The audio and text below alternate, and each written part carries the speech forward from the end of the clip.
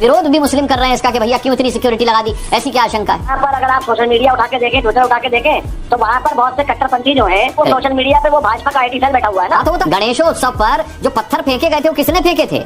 शोर किसने बजाया? मैं प्रेम शुक्ला से आजाद होगी तो लाउड स्पीकर करवा दिया जाएगा। तो मतलब शोर मचाने पे पत्थर चलाना चाहिए, तो अजान पे शोर मचती तो पत्थर चलाए सब लोग। कुछ लोग सैयद मसूद के तर्क के अनुसार जमा हो जाए और पत्थर चलाने लगे तो इस देश में तो रोज दंगा होगा। लेकिन सवाल किया जाएगा कौन सी जगह डीजे बजाना था ईरान नहीं ऐसा बत्तमीजों कहाँ से पकड़ के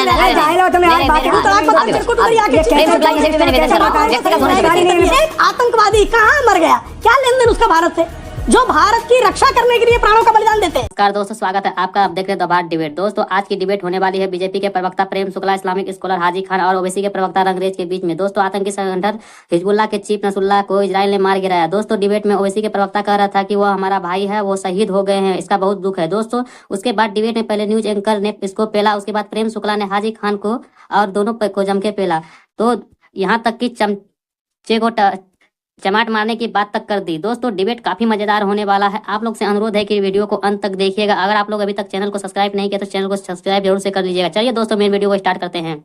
चलिए शुरू करते हैं। इस बात से मैं सैयद मसूद साहब मुझे ये बताइए, प्रेम शुक्ला जी के पास में जाऊं उससे पहले बड़ी अच्छी बात नदीमुद्दीन साहब ने कही है। मुझे ये बताइए कि वो कह रहे कि लॉ एंड ऑर्डर सरकार का काम है, तो जब ये लॉ एंड ऑर्डर तैनात किया जा रहा है, लॉ एंड ऑर्डर को मेंटेन रखने के लिए सुरक्षा बल तैनात किया जा रहा है, तो मुसलमानों का एक तबका उसका विरोध क्यों कर रहा है? ये मुझे समझाइए आप सैयद मसूद साहब, कि विरोध भी मुस्लिम कर रहे हैं इसका कि भैया क्यों इतनी सिक्योरिटी लगा दी, ऐसी क्या आशंका है?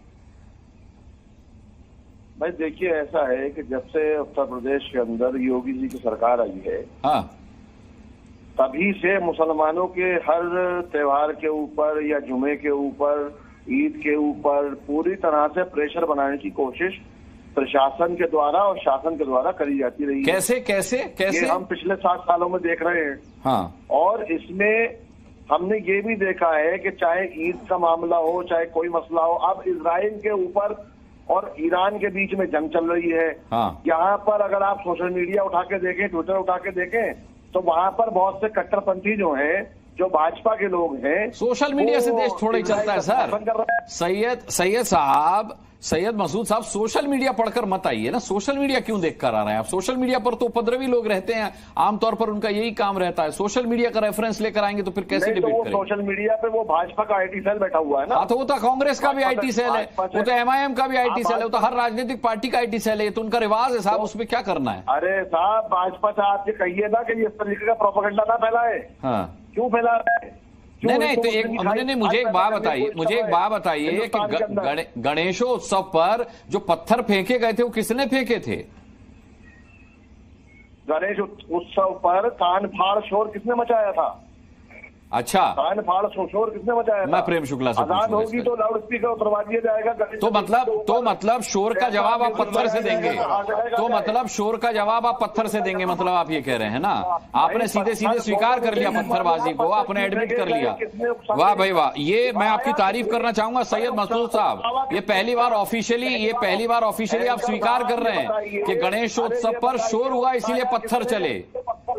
किसी ने पत्थर फेंके, किसी ने डंडा चलाया, किसी ने फाटक तोड़ा, तो सारी कार्रवाई जिसने करी उसके ऊपर पहले कार्रवाई हो, पत्थर वालों पर भी कार्रवाई हो। खुलेआम आपने पत्थरबाजी का समर्थन कर दिया, ये पहली बार हुआ है। देखिए, ये पहली बार हुआ है, इसके लिए मैं आपके हौसले को मुबारकबाद भी दूंगा। मुसलमानों के लिए कुछ और है और दूसरे समुदाय के लिए कुछ और है, ये सवाल है मेरा। रुको जरा, सब्र करो। ये कौन साहब है, इनकी बातों का हम क्या जवाब? ये पॉलिटिकल एनालिस्ट है सर सैयद मसूद, बोलिए। ये कहीं से पॉलिटिकल एनालिस्ट नहीं दिखाई दे रहे, ये तो पत्थरबाजों के समर्थक दिखाई दे रहे हैं। और पत्थरबाजों का समर्थक, हिंसा का समर्थक, जिहाद का समर्थक, उसकी बातों का क्या जवाब दें अनुराग जी? अब वो कह रहे हैं कि शोर मचाने पे पत्थर चलाना चाहिए, तो अजान पे शोर मचती तो पत्थर चलाएं सब लोग। कल से सब घेर कर जो है मस्जिदों पर पथराव करें। ये इनकी नहीं, रुक जाइए सैयद मसूद साहब, मैं समझ गया, आपका पॉइंट क्लियर कर दिया गया है, आपका पॉइंट क्लियर। अब जवाब सुन लीजिए, आपत्ति होगी तो दर्ज कराइएगा बाद में जी। अब बताइए अनुराग जी, सुप्रीम कोर्ट के निर्देश हैं कि धार्मिक स्थल पर किसी प्रकार का लाउड स्पीकर नहीं लगाना चाहिए। इसके बाद भी 5 वक्त आप जो हैं अजान लाउड स्पीकर से दे रहे हैं और इस शोर पर नाराज होकर कुछ लोग सैयद मसूद के तर्क के अनुसार जमा हो जाए और पत्थर चलाने लगे तो इस देश में तो रोज दंगा होगा। लेकिन प्रेम शुक्ला जी, हमें यह नहीं भूलना चाहिए कि डीजे हिंदू भी बजाते हैं और बड़ी ऊंची आवाज में बजाते हैं डीजे, चाहे नवरात्र का मौका हो, गणेश चतुर्थी का मौका हो, गणेश पूजा का, दुर्गा पूजा का मौका हो, डीजे बजते हैं। सुन लीजिए अनुराग जी, नहीं समझ गया मैं आपकी। नहीं सुन लीजिए, डीजे हमारे यहाँ तो संगीत जो है हमारे धर्म का हिस्सा है। इनके यहाँ तो संगीत हराम है। तो ये संगीत हराम होने के बाद भी जो है जो डीजे बजाते हैं उनका क्या किया जाए? नबी साहब का जन्मदिन था अभी, ईद मिलादुन नबी, तो डीजे जो है मंदिरों के सामने रोककर बजाए गए। ऐसे बहुत सारे आपको दृश्य और वीडियो भेज सकता हूं मैं, जब मंदिरों के सामने घंटों रोककर डीजे बजाए गए तब मंदिरों से लोग पत्थर फेंके। एक सवाल का जवाब दें, कौन से मिलादुन नबी में था, किस जगह था, जरा बता दें जरा। डीजे ये कौन चीख रहा है भाई? ये हाजी खान साहब है। सवाल है आपसे सर, सवाल पूछ रहे हैं, आप झूठ बोलेंगे तो सवाल किया जाएगा। कौन सी जगह डीजे बज रहा था मिलादुन नबी में? नहीं ऐसे बदतमीजों कहां से पकड़ के लाए? जाहिल हो तुम यार, बात करते हो जहालत की। देखिए वही होगा, मैं नहीं चाहता, मैं नहीं चाहता। हासिक खान साहब शांत रहिए, कौन सी मैं आपत्ति दर्ज कर रहा हूं। नहीं, प्रेम शुक्ला जी प्रेम से रहिए, प्रेम शुक्ला जी प्रेम से रहिए। प्रेम शुक्ला जी, आप तो प्रेम से बात करने के लिए जाने जाते हैं। मैं तो नाम के अनुरूप है आप। नफरती लोगों को पकड़ लाया आपने। नहीं, मैंने बड़े सम्मानित तरीके से बुलाया है और हासिक खान साहब जो है अक्सर हमारी डिबेट में रहते हैं, पकड़ कर नहीं लाया हूं, बड़े सम्मान से बुलाया है इनको मैंने। बोलिए।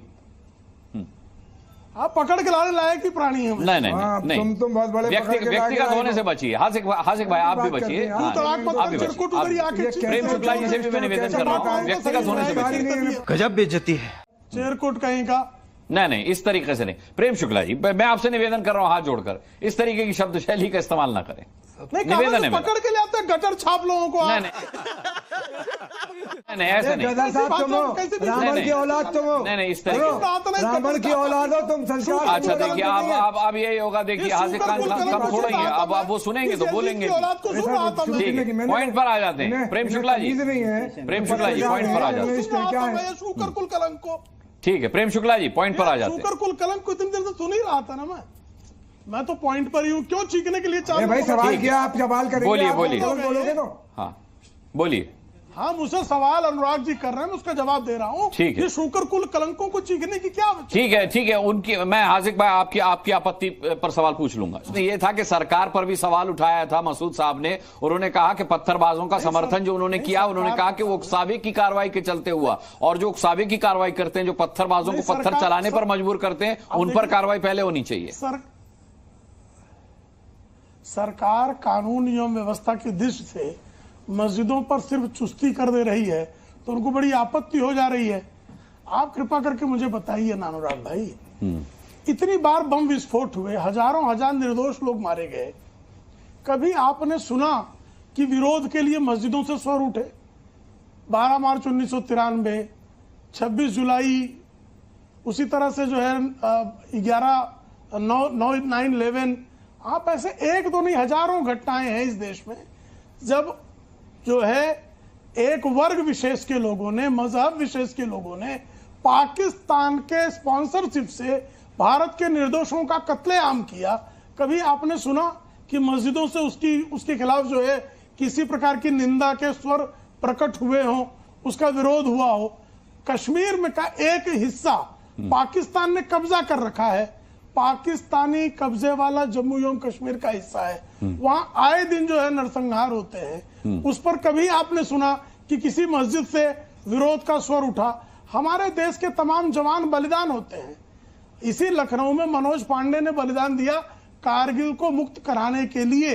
कभी आपने सुना कि मनोज पांडे के लिए जो है शोक प्रस्ताव किसी मस्जिद से पारित हुआ हो, उनके लिए नमाज अदा की गई हो? लेकिन एक आतंकवादी कहां मर गया, क्या लेन देन उसका भारत से, जो भारत की रक्षा करने के लिए प्राणों का बलिदान देते हैं? भारत में तो ये सब भी रह रहे हैं ना। ये जो आपके पैनल पे बैठे हुए हाजी साहब हैं और उनके मित्र मंडली है, ये सब भारत की सुरक्षित होंगे तो ही सुरक्षित होंगे ना। तो भारत की सुरक्षा के लिए बलिदान हुए लोगों के लिए शोक नहीं होगा, लेकिन नसरुल्लाह जो भारत के लिए बलिदान हुआ, क्या भारतीय नागरिकों की रक्षा के लिए बलिदान हुआ, क्या उसके लिए शोक है? तो साहब आप जो है भारत के जवानों की वीर गति पर आपको पीड़ा नहीं होती, एक नसरुल्लाह जो आतंकवादी घोषित है, तो कोई हमने आपने नहीं घोषित किया है, अंतरराष्ट्रीय व्यवस्था ने उसको आतंकवादी घोषित किया है। उस आतंकवादी की मौत पर इतना सियापा कि आपको मस्जिदों में कानून एवं व्यवस्था की स्थिति को ठीक करने के लिए अलर्ट रखना पड़े, इस पर भी इनको आपत्ति है कि अलर्ट क्यों रख दिया। गजब के तर्क है कि नहीं है। तो वीडियो को अंत तक देखने के लिए धन्यवाद। आज का ये डिबेट वीडियो आप लोग को कैसा लगा, आप लोग कमेंट सेक्शन में अपनी राय जरूर दे सकते हैं। अगर आप लोगों ने अभी तक हमारे चैनल को सब्सक्राइब नहीं किया तो चैनल को सब्सक्राइब और वीडियो को लाइक से जरूर से कर दीजिएगा। चलिए मिलते हैं कोई और लेटेस्ट डिबेट वीडियो में, तब तक के लिए जय हिंद, जय भारत, वंदे मातरम।